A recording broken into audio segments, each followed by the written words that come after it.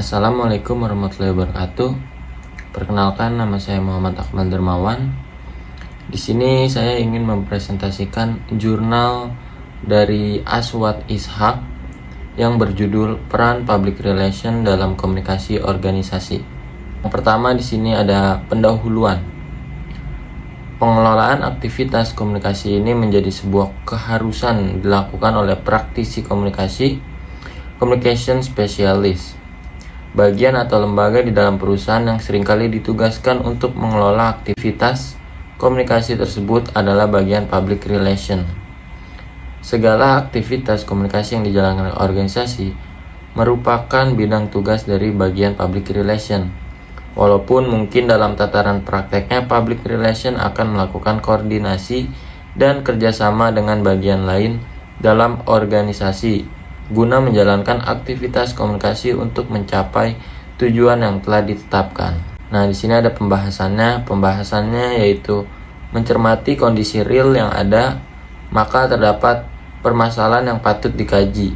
Lebih lanjut menyangkut public relation dalam suatu organisasi, yaitu seperti apa praktek public relation yang dibutuhkan oleh suatu perusahaan atau organisasi.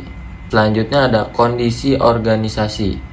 Di sini dijelaskan setiap organisasi disadari atau tidak memerlukan komunikasi guna membangun dan mewujudkan blueprint perusahaan yang telah disusun. Sedangkan sejauh mana atau komunikasi organisasi seperti apa yang hendak dijalankan pada prinsip lebih didasari dan didorong oleh tingkat kebutuhan komunikasi dan output yang hendak diraih perusahaan tersebut. Komunikasi menjadi jembatan penting yang tidak bisa diabaikan.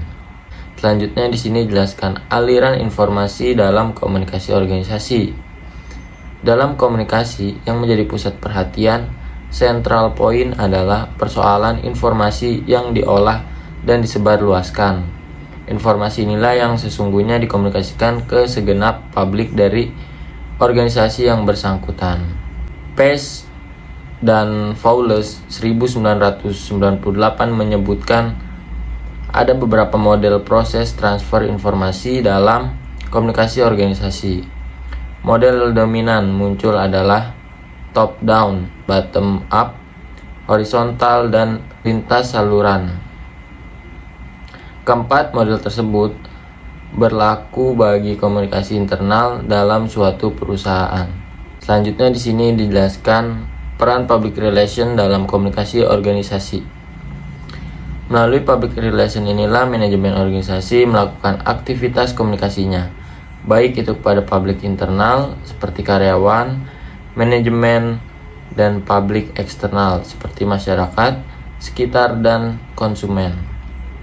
Segala macam informasi yang menyangkut keberadaan dan operasional organisasi harus keluar masuknya melalui public relation. Dalam kaitan ini, public relation dipandang memiliki fungsi vital sebagai suatu jembatan bridge antara organisasi dengan publik. Dari public relation inilah manajemen dapat menerima dan mengelola informasi yang ada untuk kemudian mengambil keputusan strategis dalam rangka mengembangkan perusahaan. Nah, dalam jurnal sini dijelaskan juga penutupnya, yaitu yang dimaksud komunikasi organisasi tidak bisa hanya dipahami sebatas tindakan kelembagaan, namun harus dipahami pula sebagai suatu cara atau pendekatan atau fungsi komunikasi, sehingga sekalipun bagian yang menangani aktivitas komunikasi organisasi bukanlah bagian public relation, namun menggunakan atau mengedepankan fungsi atau pendekatan public relation, maka harus dipahami sebagai tindakan public relation. Sekian dari presentasi jurnal yang ditulis oleh Aswad Ishaq. Selanjutnya di sini saya ingin mempresentasikan jurnal dari Yosita Wisman yang berjudul Komunikasi Efektif dalam Dunia Pendidikan. Ini yang pertama ada pendahuluan. Sebagai makhluk sosial, manusia tak bisa lepas dari komunikasi, entah komunikasi verbal maupun non-verbal. Dalam segala bidang, tak terkecuali pendidikan, komunikasi menjadi salah satu hal yang sangat penting dalam proses pembelajaran. Komunikasi digunakan untuk menyampaikan pesan, baik itu berupa ilmu pengetahuan maupun teknologi. Berhasil tidaknya informasi yang disampaikan kepada para peserta didik sangat ditentukan oleh keefektifan komunikasi.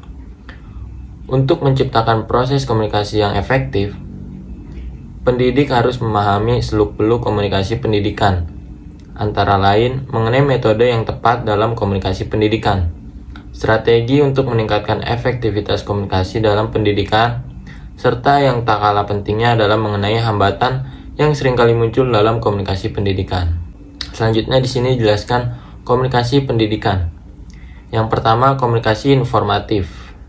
Suatu pesan yang disampaikan kepada seseorang atau sejumlah orang tentang hal-hal baru yang diketahuinya.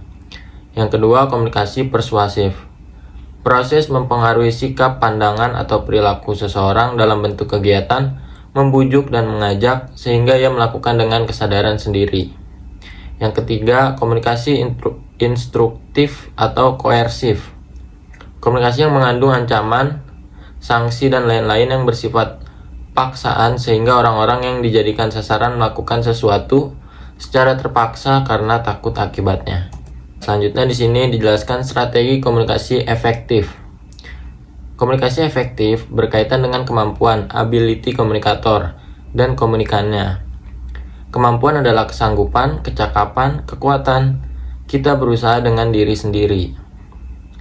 Strategi komunikasi mempunyai fungsi yang berkaitan dengan kegiatan. Di sini yang pertama, menyebarluaskan pesan komunikasi kepada sasaran untuk memperoleh hasil yang optimal. Yang kedua, menjembatani kesenjangan budaya akibat kemudahan yang diperoleh dan kemudahan dioperasionalkannya media massa. Selanjutnya di sini ada hambatan komunikasi pendidikan. Yang pertama, status efek, adanya perbedaan pengaruh status sosial yang dimiliki setiap manusia.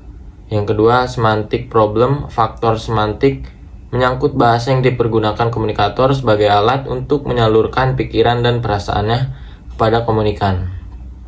Yang ketiga di sini perceptual distortion, cara pandang yang sempit pada diri sendiri dan perbedaan cara berpikir serta cara mengerti yang sempit terhadap orang lain. Yang keempat ada kultur difference, perbedaan kebudayaan, agama, dan lingkungan sosial. Poor choice of communication channel, media yang dipergunakan dalam melancarkan komunikasi.